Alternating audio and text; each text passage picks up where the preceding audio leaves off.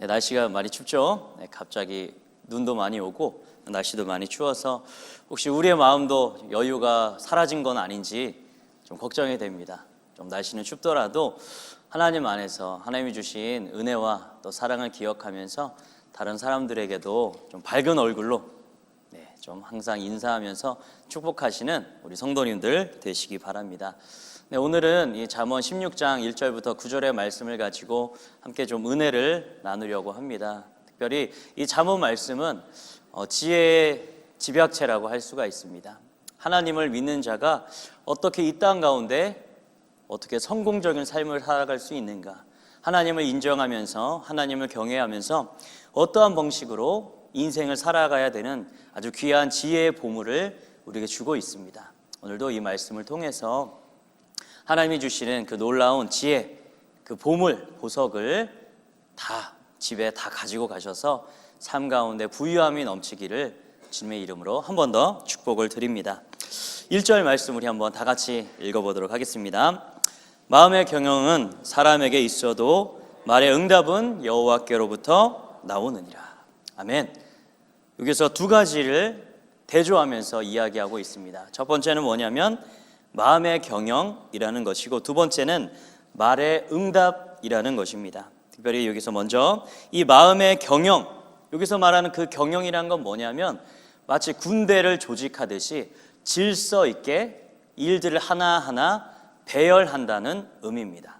그러니까 마음의 경영이라고 하는 것은 어떤 일을 추구하기 위해서 준비하고 계획을 짜고 일을 하나하나 실행하는 것들을 바로 마음의 경영이라고 말하고 있습니다. 그렇다면 말의 응답, 이것은 무엇이냐? 여러 가지 과정들을 통해서 치밀한 계획들, 여러 가지 배열들을 통해서 그 상황에 적절한 일치하는 입의 대답이 나오는 것을 말의 응답이라고 말합니다. 그러니까 마음속에 있는 생각을 효과적으로 풀어낸 것, 이것이 바로 말의 응답이라는 뜻입니다. 그런데 이 마음의 경영은 누구에게 있다라고 말하고 있죠? 바로 이 말의 경영은 사람에게 하나님께서 맡기신 거라고 말합니다. 그리고 그 말의 응답, 효과적으로 그 말을 풀어내는 것은 누구에게 있냐? 여호와께 있다라고 1절 말씀은 우리에게 이야기하고 있습니다. 그러니까 우리가 이 말씀을 우리가 자주 어떤 방식으로 생각을 하고 어떤 방식으로 소화를 했냐면, 내가 무슨 짓을 하든지, 내가 어떤 짓을 하든지 하나님께서 끝내는 다 알아서 하시니까 조금 나는 좀 덜 일해도 하나님이 다 모든 걸 다 일하시겠구나, 하나님 일하여 주십시오, 이런 방식으로 우리가 이 말씀을 소화할 때가 너무나도 많았습니다. 그런데 이 오늘의 이 성경 말씀은 그렇게 이야기하고 있지 않습니다. 뭐냐면 이를 질서 있게 치밀하게 계획하는 것, 이거 누가 해야 되는 일이냐? 사람이 해야 되는 것입니다. 하나님께서는 우리의 인생을 우리가 최선을 다해 살아가기를 원하십니다. 아무 생각 없이, 아무 계획 없이, 아무 준비 없이 그냥 막 살면 되는 게 아닙니다. 하나님께서는 우리에게 어떤 이 삶의 여러 가지 문제들, 어떤 행사가 있을 때 이것을 심사숙고하고 고민하고 계획하고 준비하고 하나하나 준비물들을 챙기고 이 일들을 하나하나 실행하기를 하나님께서 원하시는 것입니다. 이것이 바로 마음의 경영은 사람에게 있다라는 의미가 되는 것입니다. 그런데 여기에서 뒤에 말의 응답은 여호와께로부터 나오느니라. 이것은 무엇이냐? 우리는 많이 잘 준비하고 치밀하게 준비하지만 우리는 한 치 앞도 알 수 없는 부족한 인간입니다. 우리는 1분 후에 일에 대해서 예상을 하는 것뿐이지 알고 있는 것은 아닙니다. 내일에 어떠한 일이 벌어질지 아무도 알지 못합니다. 그죠? 오늘의 이 상황이 있었기 때문에, 예전부터 지금까지 이런 상황이 있었기 때문에 내일도 비슷한 일들이 일어날 것이다 예상하는 것뿐입니다. 그렇기 때문에 우리에게는 무엇이 필요하냐? 이 여호와 하나님의 도움이 필요합니다. 그래서 이 말의 응답은 여호와께로부터 나오느니라. 이것을 어떠한 식으로 우리가 풀어내야 되냐면, 하나님께서 우리에게 도움을 주시고 우리가 말로 해내는, 풀어내는 이 모든 것 가운데 가장 좋은 방법, 가장 적절한 말, 가장 좋은 길로 인도하시는 분, 여호와 하나님이시다라는 것입니다. 우린 이것을 분명하게 인정해야 됩니다. 내가 계획하고 아무리 치밀하게 준비를 한다 하더라도 한 치 앞도 알지 못하기 때문에 우리는 항상 하나님 앞에 우리의 일들에 대해서 우리가 고민하고 준비하는 과정 가운데서도 최고의 방법은 바로 하나님으로부터 온다는 것을 인정해야 되는 것입니다. 그럴 때만이 이 우리가 준비한 그 모든 계획들이 주님 안에서 하나하나 풀려나가는 놀라운 역사가 일어나게 될 것입니다. 하나님께서는 공의로운 분이십니다. 공평한 분이라는 것입니다. 그저 하나님 잘 믿으면 다 잘 되는 것 아닙니다. 제가 한번 퀴즈를 하나 내보도록 하겠습니다. 기독교 인구가 엄청나게 많은 한 기독교인이 한 100% 사는 한 나라가 있습니다. 그 나라의 축구팀과 이슬람 한 100%를 믿는 그 국가, 그 축구팀 둘이 붙었습니다. 누가 이기게 될까요? 우리는 어떤 방식으로 생각을 하냐면 아마 교회를 많이 다니는 기독교인이 많은 축구팀이 이길 것이다. 우리 그렇게 생각합니다. 그러나 이건 하나님의 공의에 맞지 않는 일입니다. 두 팀 중에 누가 이겼을까요? 네? 뭐라고요? 열심히 준비하고 열심히 축구 자주 하고 투자 많이 하고 열심히 한 팀이 이기게 되는 것입니다. 하나님은 공의로운 분이십니다. 하나님은 우리의 노력을 매우 중요하게 생각하시고 우리가 최선을 다해서 우리의 삶을 영위해 나가며 치열하게 치밀하게 살아가기를 하나님께서 원하시는 것입니다. 우리가 해야 할 일 마땅히 우리가 해야 됩니다. 만약에 그런 사람들이 교회 안에 좀 많다고 합니다. 되게 안타까운 일들인데 뭐냐면 이제 집사님들 중에 여자 집사님들 중에 교회에서 일하는 게 너무 즐거워서 교회에서 봉사하는 게 너무너무 즐거워서 집에 안 들어가시는 집사님들이 계십니다. 이거 하나님이 기뻐하실까요? 어떻게 하실까요?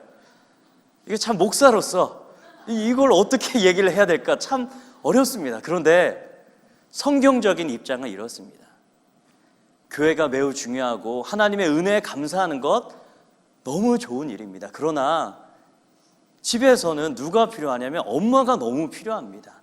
아내가 너무 필요합니다. 아내가 남편이 들어왔을 때 따뜻하게 맞아주는 것, 또한 자녀들이 집에 왔을 때 이 자녀를 잘 챙겨주는 것, 이거 너무 중요한 것입니다. 근데 우리는 어떤 방식으로 자꾸만 생각하냐면 교회 일만 열심히 하고 하나님만 믿으면 우리의 일이 다 끝났다라고 생각할 때가 너무 많습니다. 아닙니다. 하나님께서는 우리에게 맡기신 그 모든 일, 교회 일뿐만 아니라 우리가 맡긴 가정에서의 역할, 또한 아니면 직장에서 여러 가지 역할들을 최선을 다해서 일하기를 원하고 계시는 것입니다. 이 하나님의 이 말씀 앞에 순종하시기 바랍니다. 하나님 앞에 우리가 최선의 방법을 통해서 일할 뿐만 아니라 하나님께 지혜를 구하고 끊임없이 하나님의 은혜를 구하는 것, 이건 역시 필요한 것입니다. 하나님 앞에서 늘 하나님의 지혜를 구하시면서 우리에게 맡긴 일들을 최선을 다해 일하시는 귀한 성도님들의 삶이 되시기를 주님의 이름으로 부탁을 드립니다. 2절에서 이렇게 이야기하고 있습니다. 우리 함께 읽어보도록 하겠습니다. 사람의 행위가 자기 보기에는 모두 깨끗하여도 여호와는 심령을 감찰하시느니라. 아멘. 여기에서 바로 사람들 사이에 공동체 가운데 분쟁이 일어나고 다툼이 일어나는 이유가 바로 이 말씀 가운데 나오게 됩니다. 이건 뭐냐면 자기의 행위는 정당하고 옳습니다. 그런데 다른 사람이 행동하는 건 부당하고 잘못된 행동을 하고 있다고 대부분의 사람들이 그렇게 바라봅니다. 어떤 사람이 이야기를 하거나 행동을 하면 저 사람 도대체 왜 저렇게 말을 하지? 왜 저렇게 생각을 하지? 이렇게 그 사람의 입장에서 생각해 보기보다는 먼저 나는 옳은 편이고 그 사람은 나쁜 편이기 때문에 항상 그 사람은 잘못되게 행동하고 말한다라고 생각하는 것입니다. 내가 하면 로맨스, 남이 하면 불륜이 되는 것입니다. 또 이것도 있죠. 내가 하면 그 사람을 향한 호의와 관심이지만 다른 사람이 하면 저런 오지랖퍼라고 말을 하게 되는 것입니다. 성경에 대해서는 이것에 대해서 이야기합니다. 사람의 행위가 자기가 보기에는 모두 깨끗하여도, 내가 생각하기에 내 말이 옳고 내 생각이 옳고 내가 행동하는 게 맞다라고 그렇게 많이 생각을 한다라는 것입니다. 그러나 하나님의 관점, 하나님 보시는 것은 다릅니다. 뒷부분에 이렇게 말하고 있습니다. 여호와는 심령을 감찰하시느니라. 이 감찰한다는 의미는 뭐냐면 저울에 재본다는 것입니다. 우리의 마음을, 우리의 영혼을 이 저울에 재본다는 것입니다. 하나님께서는 우리의 겉모습으로 판단하는 것, 우리가 겉으로 나와진 말이나 행동으로서 우리를 판단하시는 분이 아닙니다. 우리의 심령, 우리의 마음속, 우리가 생각하는, 우리가 말하는, 우리가 행동하는 가장 근원에 있는 그 동기까지도 하나님께서는 알고 계시고 이것에 대해서 심판하시고 계십니다. 우리는 먼저 이 말씀을 기억하면서 좀 다른 사람들을 평가할 때, 다른 사람들을 좀 바라볼 때 나는 옳고 당신은 틀렸다라는 자세를 버려야 합니다. 그 사람이 말의 실수일 수도 있습니다. 의도와 다르게, 동기와 다르게 실수로 그렇게 말하고 그렇게 행동할 수가 있습니다. 또한 그 사람과 나는 그동안 살아왔었던 삶의 방식이 다르고 가치관이 다르고 말하는 패턴이 다르고 반응하는 모든 것들이 다릅니다. 옳고 그름의 문제가 아니라 다름의 문제로 바라본다면 이 공동체 안에 여러 가지 다툼들은 많이 사라질 수가 있게 되는 것입니다. 우리는 그래서 다른 사람들을 바라볼 때, 그들을 평가할 때 관대할 필요가 있습니다. 특히 이제 여러분들 운전하시는 분들 아마 경험을 많이 하실 거예요. 막 가다 보면 막 들이대는, 진짜 막 들이대는 사람들이 엄청 많아요. 그럴 때 우리가 대부분 어떻게 반응하나요? 저 신발, 식빵 막 나옵니다. 막 나와요. 네, 그렇게 하지 마시고 진짜 많이 좀 바쁜 일이 있었구나. 좀 그렇게 생각을 하셨으면 좋겠습니다. 얼마 전에 이제 수능 시험이 되면은 이제 경찰들이 비상이 걸립니다. 모든 택시 기사들이 비상이 걸립니다. 이제 수험생이 늦지 않도록 하기 위해서 그때는 막 달립니다. 제가 어떤 뉴스에 신문을 봤는데 한 24km를 한 10분 정도인가? 그 정도의 주파를 했다고 합니다. 그러면서 경찰 대단하다 이렇게 한 것이 있습니다. 상황이 너무 급하게 되면 우리와 그 사람의 의도와 다르게, 평소와 다르게 그런 반응들이 나올 수가 있습니다. 그래서 우리 너무 다른 사람들에게 각박하게 평가하거나 비난하거나 비판하거나 욕하는 일을 좀 삼가하고 최대한 그들의 입장에서 바라보는 이런 마음의 여유가 바로 우리에게 필요할 것입니다. 다른 사람들에게는 그렇게 볼 뿐만 아니라 우리 자신을 점검하는 동기로서도 이 말씀이 너무나도 필요합니다. 우리는 다른 사람들에게 얼마든지 자기 자신을 좋은 사람으로 쉽게 다른 사람들을 속일 수가 있습니다. 어떤 학자가 이런 연구를 했다고 합니다. 3명이서 공원에서 이제 막 춤을 춥니다. 한 사람이 갑자기 아무런 맥락 없이 한 사람이 가서 그 공원에서 막 춤을 춥니다. 열심히 추는데, 그럼 대부분 사람들은 저 사람 뭐야? 미쳤나 봐. 뭐지? 이러고 있어요. 근데 두 번째 사람이 와가지고 그 사람 옆에서 또 춤을 춥니다. 이제 탭댄스를 추면서 엄청나게 춤을 춰요. 그러니까 춤 추는가 보네. 즐겁네. 이렇게 봅니다. 그리고 세 번째 사람이 가서 춤을 추게 되면 어떤 일이 벌어지냐? 이상하다. 그렇게 손가락질을 했던 사람들이 갑자기 자리에 다 일어나가지고 함께 춤을 추게 된다라고 합니다. 이게 바로 삶의 법칙이라고 말하는 것입니다. 우리 인간은 어떻게 보면 되게 미련하고 좀 이상한 존재입니다. 쉽게 영향을 받고 쉽게 잘못된 생각을 할 때가 너무나도 많다라는 것입니다. 우리가 다른 사람들에게 조금만 거짓말하면, 몇 명만 포섭하면 자기 자신을 얼마든지 좋은 사람으로 그렇게 속일 수가 있고 사기칠 수 있습니다.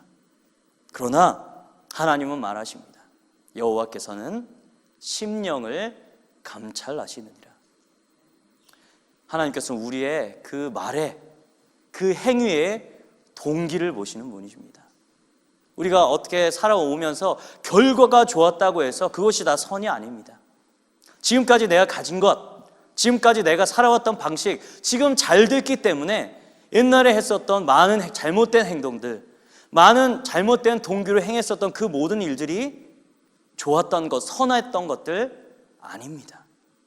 우리는 그래서 날마다 하나님 앞에 내가 어떤 말을 하든지, 어떤 일을 하든지, 어떤 행동을 하든지 우리의 심령을 감찰하시는 그 하나님 앞에 우리의 마음속을 날마다 점검해야 됩니다.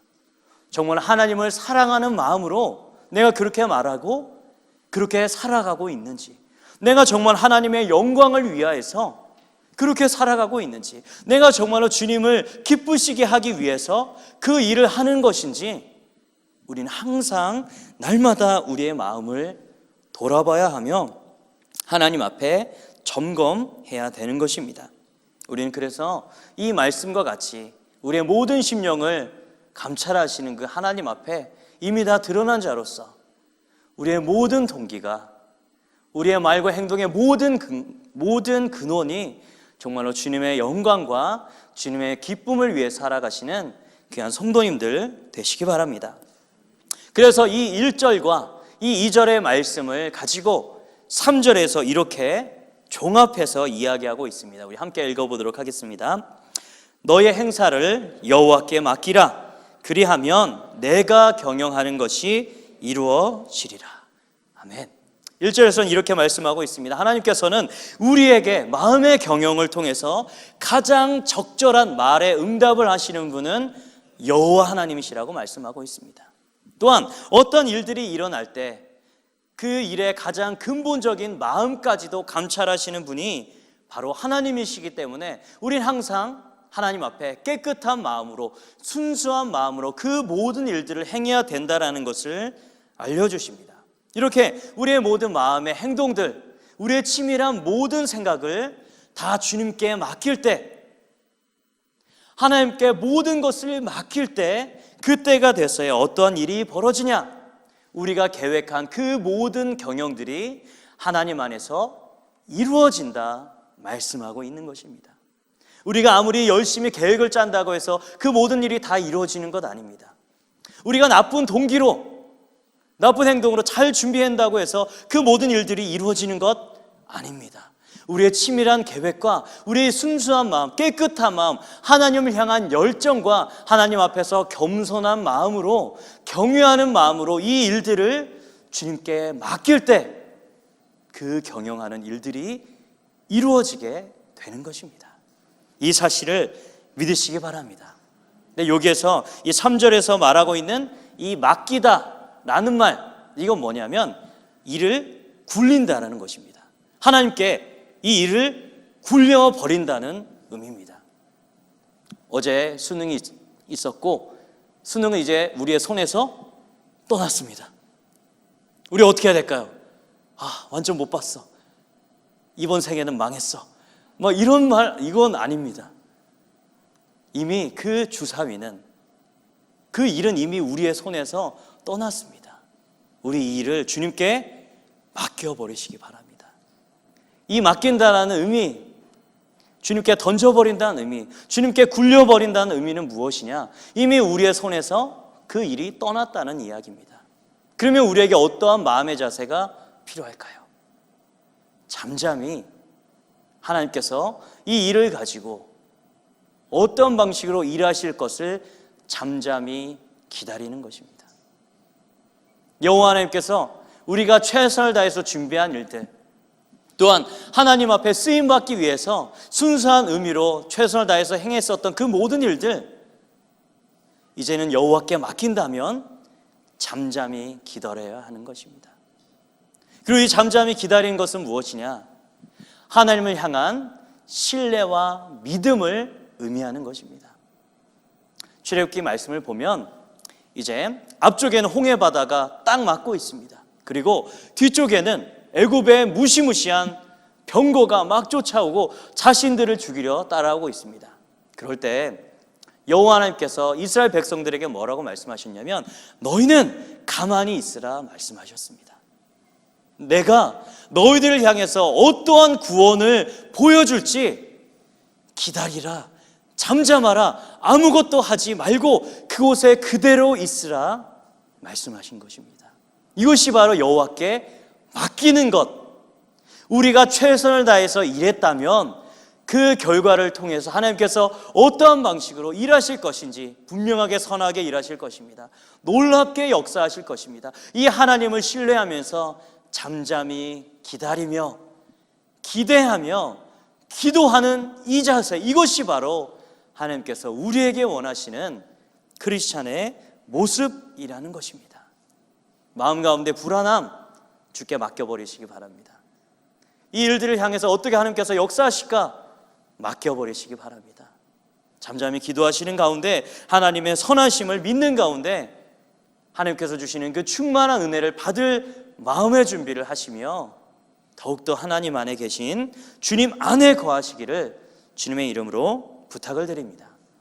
바로 이러한 것들 1절과 2절의 3절 그 모든 것들을 하나님 앞에 올려드리는 것, 이 맡기는 행위, 다른 말로 하면 경외한다라는 것입니다. 하나님이 이 모든 세상의 창조자이시고 주권자이시고 또한 우리의 선한 아버지 되시는 능력의 하나님이라는 것을 믿는 행위, 이게 뭐냐? 경외라고 말하는 것입니다. 그런데 바로 이 뒷절 4절과 5절에서는 이 하나님을 경외하지 않는 자들의 결말이 어떠한지를 우리에게 알려주고 있습니다. 우리 4절과 5절을 우리 함께 다 같이 읽어보도록 하겠습니다. 여호와께서 온갖 것을 그 쓰임에 적당하게 지으셨나니 악인도 악한 날에 적당하게 하셨느니라. 물은 마음이 교만한 자를 여호와께서 미워하시나니 피차 손을 잡을지라도 벌을 면하지 못하리라. 아멘. 우리는 1, 2, 3절의 말씀을 통해서 이 땅 가운데 있는 모든 일들, 이 세상의 모든 역사들 다 누구의 것이냐? 주님의 것이라는 것을 배우게 되었습니다. 우리가 아무리 치밀하게 계획을 하더라도 주님의 도우심이 없다면 그 일을 이루지 못함을 우리 함께 말씀을 통해 배우게 되었습니다. 그런데 이 세상의 주인 되시는 이 하나님을 믿지 않고 하나님을 인정하지 않고 자기의 뜻대로 자기의 힘과 지혜와 경험을 그것만 바라보며 살아가는 자들, 성경에서는 그런 자들을 뭐라고 이야기하냐면 악인이다 라고 말하고 있습니다. 뭐 사람을 죽이거나 도둑질을 하거나 잘못된 일을 저지른 사람만 악인이라고 말하는 게 아니라 이 땅을 만드신 하나님, 이 모든 세상을 주관하시는 하나님, 역사의 주관자 하나님을 인정하지 않는 자를 성경은 뭐라고 이야기하냐? 악인이다라고 말하고 있는 것입니다. 개념이 좀 다르죠? 우리가 생각하기에, 많은 사람들이 생각하기에 사기를 치거나 사람을 죽이거나 어떤 범법한 자만 우리는 악한 자라고 말합니다. 그러나 성경은 뭐라고 이야기하냐? 하나님을 믿지 않는 것, 하나님을 인정하지 않는 자가 악인이다라고 말하고 있는 것입니다. 혹시 우리가 주님을 믿는다고 하면서 하나님이 나의 아버지라 그렇게 고백하면서도 이 악인과 같이 하나님의 그 전능하신 그 능력과 주님의 권위 앞에 인정하지 않고 우리의 뜻과 우리의 생각대로 우리의 경험대로 우리 자신의 힘을 믿으며 이 악인의 길로 나아가고 있지는 않는지 우리 돌아봐야 할 것입니다. 그 악인의 말로는 어떠하냐? 분명하게 성경은 말하고 있습니다. 악인은 결코 하나님의 심판에서 피해갈 수 없습니다. 아마 악인들은 자기 신의 똑똑한 자였을 것입니다. 계획을 아주 치밀하게 잘 세우고 자기의 능력으로 많은 것들을 이루어낸 자일 것입니다. 하지만 여호와 하나님 앞에서는 그 모든 계획, 그 모든 똑똑함, 그 명석함, 즉 그 치밀함, 하나님 앞에서는 실패할 것입니다. 어떠한 자도 하나님의 심판 가운데서 피할 수 없습니다. 그 누구도 주님께서 악인들을 심판하시는 그때에 누구도 하나님의 그 무시무시한 진노에서 분노에서 피할 자가 없다라는 것입니다. 이상하게 악인들은 이런 게 있습니다. 평소에는 악인들은 서로를 미워하고 서로를 경쟁자로 여기고 함께 친구가 되지 못합니다. 그런데 어떠한 공동의 악한 일을 도모하기 위해서는 함께 친구가 됩니다. We are friend. 이게 됩니다. 특별히 누가복음 23장 말씀에 보면 예수 그리스도를 심판하고 예수 그리스도를 신문하려고 하는 것 가운데 이런 이상한 말이 나옵니다. 헤롯과 빌라도가 전에는 원수였는데 친구가 이날을 당일에는 친구가 되니라라는 말이 나와 있습니다. 이상하게 악한 자들, 공동의 악한 일을 도모하기 위해서는 함께 친구가 됩니다. 6절에서 이렇게 5절에서 그렇게 이야기합니다. 그러나 피차 악인들이 손을 잡을지라도 하나님의 벌을 면하지 못하리라. 우리가 악한 길로 나아갈 때 우린 결코 하나님의 그 손아귀에서 벗어날 수 없습니다. 우린 날마다 주님 안에서 주님이 기뻐하시는 선을 행하며 주님께서 우리에게 요구하시는 그 모든 정의와 공의를 날마다 실행하여서 하나님의 심판 가운데 머물러 있는 것이 아니라 하나님의 은혜와 하나님의 사랑 가운데, 하나님의 인정 가운데, 용납하신 가운데, 허용함 가운데 거하시기를 주님의 이름으로 부탁을 드립니다. 그리고 6절, 7절, 8절 말씀 가운데 이런 악한 자라도 어떻게 하면 하나님께 인정받으며 하나님 앞에 하나님 안에서 살아갈 수 있는지에 대해서 6, 7절, 8절은 이야기하고 있습니다. 우리 함께 다 같이 읽어보도록 하겠습니다. 인자와 진리로 인하여 죄악이 속하게 되고 여호와를 경외함으로 말미암아 악에서 떠나게 되느니라. 사람의 행위가 여호와를 기쁘시게 하면 그 사람의 원수라도 그와 더불어 화목하게 하시느니라. 적은 소득이 공의를 겸하면 많은 소득이 불의를 경함보다 나으니라. 아멘.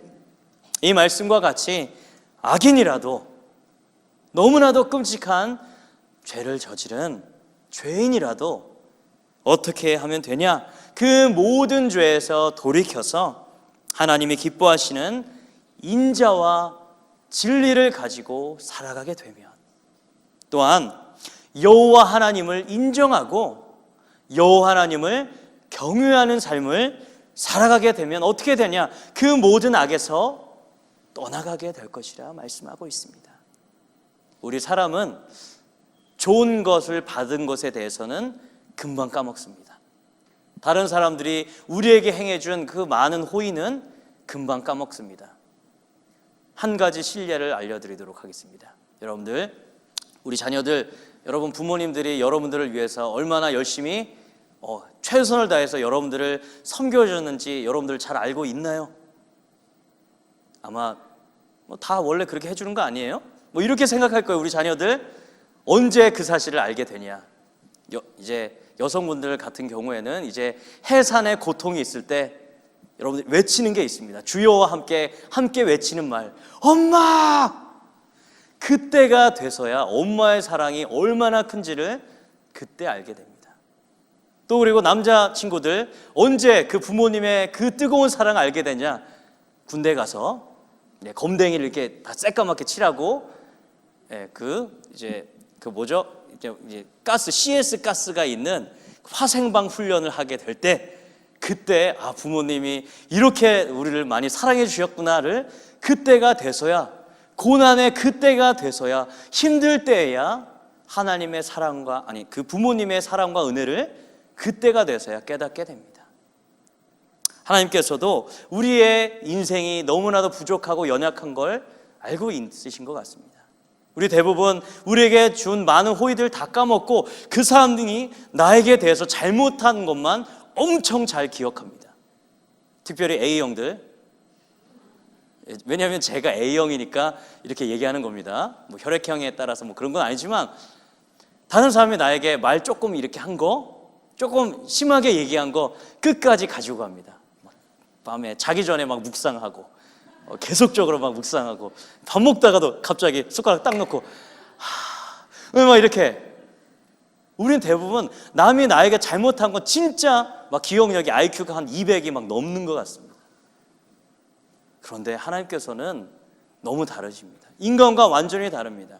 하나님은 우리에게 너무 많은 죄를 저지르고 하나님을 인정하지 않으며 내 마음과 내 뜻대로 하나님을 배반하며 살아가 있었던 그 수없이 많은 천만 아니 수억의 수없이 많은 죄가 있었지만 우리가 하나님 앞에 나가서 정말로 정직하게 하나님 정말 죄송합니다. 하나님 제가 주님 앞에 너무나도 끔찍한 죄를 저질렀습니다. 이제 지금의 이 모든 인생을 하나님 앞에 돌이켜서 오직 하나님만을 위해서 살아가겠습니다. 이렇게 진심으로 한 번만 기도하면 하나님 뭐라고 말씀하시냐? 그 전에 수없이 많은 그 모든 죄과들 다 잊어버린다, 기억지도 않는다 말씀하신 것입니다. 우리가 아무리 죄악의 길 가운데 있다 하더라도 하나님께 회개하고 하나님을 경외하는 마음으로 하나님께서 기뻐하시는 인자와 진리를 행할 때 우리는 하나님의 그 은혜 가운데, 하나님의 그 허용함 가운데, 하나님의 그 넓은 품 안에 우리가 살아갈 수 있게 되는 것입니다. 그런 자들 특별히 어떻게 살아가겠습니까? 조금 더 돈을 얻기 위해서, 돈을 조금 더 벌기 위해서 하나님이 기뻐하시는 공의와 정의를 다 버리겠습니까? 아닙니다. 때로는 손해가 오더라도, 돈을 적게 벌더라도, 세상의 방법과 다르더라도 이 적은 소득으로도 하나님 앞에 기뻐할 것입니다. 그 말씀이 바로 8절, 적은 소득이 공의를 겸하면 많은 소득이 불의를 겸함보다 낫다. 이것이 바로 하나님을 인정하는 자의 삶인 것입니다. 하나님께서 이러한 자를 기뻐하시는 것입니다. 그리고 이 9절에서 지금까지 1절부터 8절의 그 모든 말씀을 종합하며 이렇게 말하고 있습니다. 우리 함께 고백해 보도록 하겠습니다. 사람이 마음으로 자기의 길을 계획할지라도 그의 걸음을 인도하시는 이는 여호와시니라. 아멘. 우리는 부족하고 연약해서 치밀하게 잘 준비도 하지 못할 때도 많고 악한 동기로 행할 때도 있습니다. 하지만 우리가 주님 안에서 늘 주님을 믿으며 주님을 신뢰하며 우리의 모든 것을 다 주께 맡길 때 누가 우리의 길을 인도해 주시느냐? 바로 여호와께서, 우리의 아버지께서, 우리의 하나님께서 그 모든 걸음을 인도하실 것입니다. 이 신실하신 하나님, 좋으신 이 하나님과 늘 동행하며 늘 함께 하시기를, 하나님의 모든 은혜와 그 만복을 누리시며 살아가시기를 주님의 이름으로 축복합니다.